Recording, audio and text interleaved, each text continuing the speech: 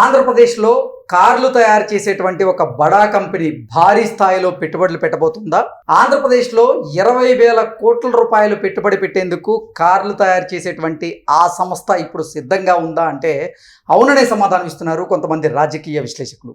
ఈ నేపథ్యంలోనే ఈ అంశం మీద మనం పూర్తి స్థాయిలో విశ్లేషణ చేసుకుందాం. ప్రస్తుతం మనతో పాటున్నారు ప్రముఖ రాజకీయ విశ్లేషకులు శ్రీలీల గారు. వారితో మాట్లాడదాం. శ్రీలీల గారు నమస్తే. నమస్తే. ఆంధ్రప్రదేశ్లో కార్లు తయారు చేసేటువంటి మరో బడా కంపెనీ కూడా ఇప్పుడు పెట్టుబడులు పెట్టేందుకు సిద్ధంగా ఉందని, అందుకోసం 20,000 కోట్ల రూపాయల పెట్టుబడులు పెట్టేందుకు ఆ సంస్థ రెడీ అయింది అన్నట్లుగా కొన్ని వార్తలు వస్తున్నాయి. ఇంతకీ ఏంటి ఆ సంస్థ, ఎక్కడ పెట్టుబడులు పెట్టబోతోంది, ఎంతమందికి ఉపాధి అవకాశాలు దక్కబోతున్నాయి అంటే ఏం చెప్తారు? ఇక్కడ లోకేష్ గారి ట్వీట్, తెలుగు రాష్ట్రాలకు కూడా మీ వల్ల లబ్ధి చేకూరాలి, అక్కడ కూడా డెవలప్మెంట్ జరగాలి అంటే ముందు ఇంకా కూడా ఎదుగుదల, ఎన్ని రకాల కంపెనీలు వస్తే యువతకి అన్ని ఉపాధి అవకాశాలు వస్తాయి అనే ఆలోచనతోటి ఆ ట్వీట్ కి స్పందించిన మహేంద్ర కంపెనీ అధినేత. అంటే ఇక్కడ ఒకటండి, అసలు కంపెనీలు తీసుకురావటం, వచ్చిన తర్వాత వాటిని నిలబెట్టుకోవటం, యువతకి మనం వాళ్ళకి ఎంత మనం వాళ్ళ అవసరాలు తీరుస్తున్నాం అనేది. కానీ గతంలో మనం చూస్తే ఏం జరిగింది, ఎక్కడైతే వాళ్ళు ఆ ఫ్లైట్ ల్యాండ్ అయ్యి అవ్వకముందే గన్ పాయింట్ పెట్టి వెనక్కి తిప్పి పంపించే పరిస్థితి. కానీ ఈరోజు నిజంగా కియా చూసాము. తర్వాత ఏం చేశారండి, దాంట్లో కూడా ఏదో మోటార్కి సంబంధించినవి కొన్ని వందల సంఖ్యలో కంటైనర్ల కొద్దీ మిస్ అయిపోయినాయి అని చెప్పేసి కూడా కేసు నడిచింది. ఏది కియాలో. అంటే ఒక సంస్థను తీసుకురావటం ఎంత కష్టమో, మరి తర్వాత అధికారం ఏ సంస్థను తీసుకొచ్చిన అధికారం కోల్పోయాక ఆ పార్టీ లేకపోతే మరొక పార్టీ వస్తే పరిస్థితి ఏంటనేది. ఇక్కడ కేవలం ఈ రోజున కొన్ని పెట్టుబడులు ఇక్కడికి వచ్చేటప్పుడు వేసే ఫస్ట్ క్వశ్చన్ కూడా అదే. ఆ క్వశ్చన్ ఏంటంటే, మీరు ఎన్ని సంవత్సరాలు ఇక్కడ ఉంటారు అధికారంలో, మళ్ళీ జగన్మోహన్ రెడ్డి వస్తే మా పరిస్థితి ఏంటి? మరి ఎంత భయభ్రాంతులు గురి చేశాడు ఇక్కడ. అంటే యువత మీద ఎంత దెబ్బ కొడుతుంది, అది అదేవిధంగా రాష్ట్రం అభివృద్ధి మీద ఎంత దెబ్బ కొడుతుంది, అంటే వీళ్ళ ఆలోచనలు ఎలా ఉన్నాయి అనేది. ఈ రోజున చూస్తే మనం చెప్పుకుంటున్నాం మహేంద్ర, దానికి సంబంధించి మరి ఎక్కడ దీన్ని ఆంధ్రప్రదేశ్లో వాళ్ళు పెట్టడానికి ముందుకు రావటం, దాదాపుగా 1,000 కోట్ల రూపాయలు వెచ్చించి మరి యువతకి ఎన్ని ఉద్యోగ అవకాశాలు. ఇప్పుడు చూస్తాం సాఫ్ట్వేర్ రంగం ఎలా కుదేలైపోయిందో, మరి హార్డ్వేర్ రంగం వస్తే ఎలా ఉండిద్ది అని అంటే చాలా బాగుంటుంది. యువతకి మంచి ఉద్యోగ కల్పనలు వీళ్ళు ఏ విధంగా వాళ్ళతో టైప్ అయి, అంటే ఖచ్చితంగా మా యువతకు మీరు ఉద్యోగాలు ఇచ్చేటట్లు ఉండాలి, అలా అయితేనే మీకు ఇక్కడ ప్రవేశం ఉండిద్ది, అలా అయితేనే మీకు ఇక్కడ ఒక ప్లేస్ కేటాయించడం కానివ్వండి. వీళ్ళగా ఎంతసేపటికి ప్లేస్ ఇచ్చే విషయంలో కూడా ఇష్యూ చేయటం, అంటే వీళ్ళకి పూర్తి అవగాహన ఉండదు. పూర్తిగా అసలు ఎందుకు ఇస్తున్నాం, ఆ ప్లేస్ ఎవరికి ఇస్తున్నాం కూడా తెలియదు. ఇచ్చిన కంపెనీ ఒకటైతే వీళ్ళు ప్రచారం చేసే కంపెనీ ఒకటి, వైఎస్ఆర్సీపీ పార్టీ వాళ్ళ పనిది. కానీ ఇక్కడ నారా చంద్రబాబు నాయుడు గారు కానివ్వండి, లోకేష్ గారు కానివ్వండి, మరి పవన్ కళ్యాణ్ గారు కానివ్వండి, ఏం చూస్తున్నారు అంటే యువతకి వాళ్ళకి ఏ విధమైన మనం అవకాశాలు కల్పించడానికి ఎన్ని అవకాశాలు ఉన్నా కూడా అందిపుచ్చుకోవటం. ఈ రోజున మనం చూస్తే యూట్యూబ్కి సంబంధించింది కానివ్వండి, గూగుల్కి సంబంధించి కానివ్వండి, మరి అదేవిధంగా చూస్తే క్వాంటమ్ వ్యాలీ కానివ్వండి, ఇవన్నీ కూడా మనం ఎన్నో రకాలు చూస్తున్నాం. ఇప్పుడు ఎంత గొప్పగా మీరు తీర్చిదిద్దారు అనే దానికంటే యువతకి ఎంత మనం ఈ రోజున మీరు ఎన్ని రకాలుగా అభివృద్ధి చేసిన అమరావతి కట్టినా కాదు, కానీ ఇండస్ట్రీలు వచ్చి యువతకి మంచి ఉద్యోగాలు ఇవ్వాలి అనేది ముఖ్యం ఇక్కడ.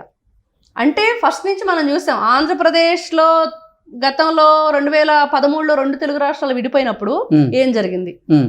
హైదరాబాదు మరి ఒక అంటే గొప్పగా ప్రపంచమే అటువైపు చూసే విధంగా నారా చంద్రబాబు నాయుడు గారు ఏ విధంగా తీర్చిదిద్దారు. అంటే బిల్ గేట్స్ సైతం అసలు రాజకీయ నాయకులతో నాకు సంబంధం లేదన్న వ్యక్తులు కూడా ఈ రోజున నా స్నేహితుడు అని లెటర్ రాసే స్థాయిలో నారా చంద్రబాబు నాయుడు గారు ఉన్నారు. అంటే ఒక శ్రామికుడు ఏ విధంగా పనిచేస్తాడు, అతను తలుచుకుంటే ఏదైనా చేయగలడు. ఆ తండ్రికి తగ్గ తనయుడిగా లోకేష్ గారు ఏ విధంగా ఐటీ మినిస్టర్గా తను కూడా ఎలాంటి కార్యక్రమాల్లో పాలు పంచుకుంటున్నారంటే ఇవన్నీ కూడా నిదర్శనాలు. ఒకవైపు టాటా గ్రూప్స్ కానివ్వండి, లేకపోతే ఇన్ఫోసిస్ కానివ్వండి, ఇంకా ప్రముఖ ఐటీ దిగ్గజ సంస్థ అయినటువంటి గూగుల్ ఇప్పుడు విశాఖలో అడుగు పెట్టబోతోంది. విశాఖ వేదికగా గూగుల్ డేటా సెంటర్ని అయితే ఏర్పాటు చేయబోతోంది. ఆ డేటా సెంటర్ ద్వారా అంటే 50,000 కోట్ల రూపాయల పెట్టుబడిని పెట్టేందుకైతే గూగుల్ సంస్థ సిద్ధమైంది. ఆ డేటా సెంటర్ వల్ల ప్రత్యక్షంగా 25,000 మందికి, పరోక్షంగా 50,000 మందికి పైగా ఉపాధి అవకాశాలు దక్కేటువంటి అవకాశం కనిపిస్తుంది. ఇప్పుడు చూస్తే మహీంద్రా ఈవీ కార్లను ఇక్కడ మ్యానుఫ్యాక్చరింగ్ చేసేందుకు ఒక యూనిట్ ని కూడా ఏర్పాటు చేయబోతున్నట్లుగా, దానికోసం 20,000 కోట్ల రూపాయలు పెట్టుబడి పెట్టబోతున్నట్లుగా తెలుస్తుంది. ఇప్పటికే ఆంధ్రప్రదేశ్ లో కియా కార్ల యూనిట్ ఉంది, మ్యానుఫ్యాక్చరింగ్ యూనిట్ ఉంది. సో అక్కడి నుంచి కూడా కార్లు మ్యానుఫ్యాక్చరింగ్ అయితే అవుతూ ఉన్నాయి. ఇప్పుడు గనక ఆనంద్ మహీంద్రా ఆయన చేసినటువంటి ట్వీట్ ప్రకారంగా ఆంధ్రప్రదేశ్లో ఇప్పుడు మహీంద్రా కంపెనీ ఈవీ కార్లను తయారు చేసేందుకు 20,000 కోట్ల రూపాయలు పెట్టుబడి పెడితే నెక్స్ట్ ఇంకా అసలు ఆంధ్రప్రదేశ్లో ఎంతమందికి ఉపాధి అవకాశాలు దక్కేటువంటి అవకాశం ఉందంటారు?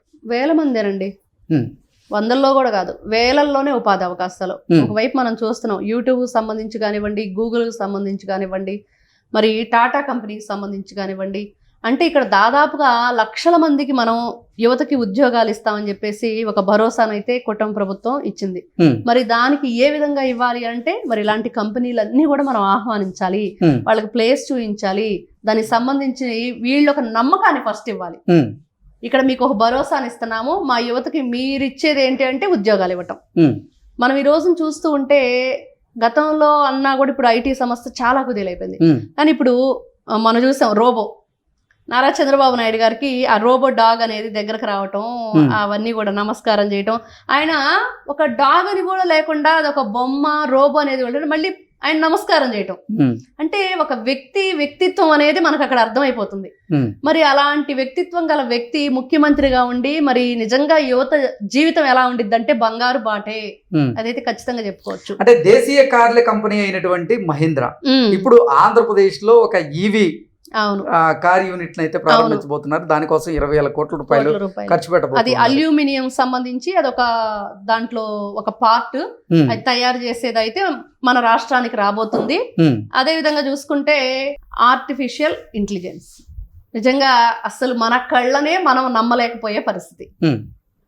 అసలు అదెంత గొప్పగా అంటే మొన్న వినాయక చవితి రోజు నారా చంద్రబాబు నాయుడు గారు ఆ సముద్రంలోకి వెళ్ళి ఒక వినాయకుడిని తీసుకొస్తున్నట్లుగా, ఆయన భుజాల మీద ఎక్కించుకొని తెస్తున్నట్లుగా కొన్ని ఏఐలో క్రియేట్ చేసి విజువల్స్ ఇచ్చారు.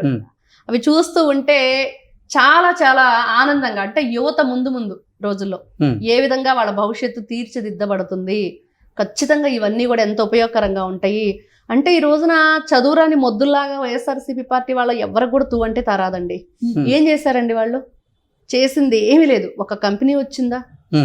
మరి ఆయన అన్నాడు కోడి గుడ్డు అన్నాడు, లేకపోతే ఇంకేదో పిల్లవ్వాలన్నారు, అది పెద్దవాళ్ళన్నాడు, అక్కడ చలేస్తుంది స్నానం చేయలేమన్నారు, ఇట్లాంటి కబుర్లు చెప్పారు. కానీ ఎక్కడైనా ఇదిగో మేము ఈ సంస్థను తెచ్చాము, లేకపోతే ఇండస్ట్రీని తెచ్చాము, లేకపోతే ఈ కంపెనీని తెచ్చాము, ఇదిగో ఈ యువతకు మేము ఇంత భరోసాని ఇచ్చామంటే ఆయన తెచ్చింది ఏంటంటే ఫిష్ ఆంధ్ర.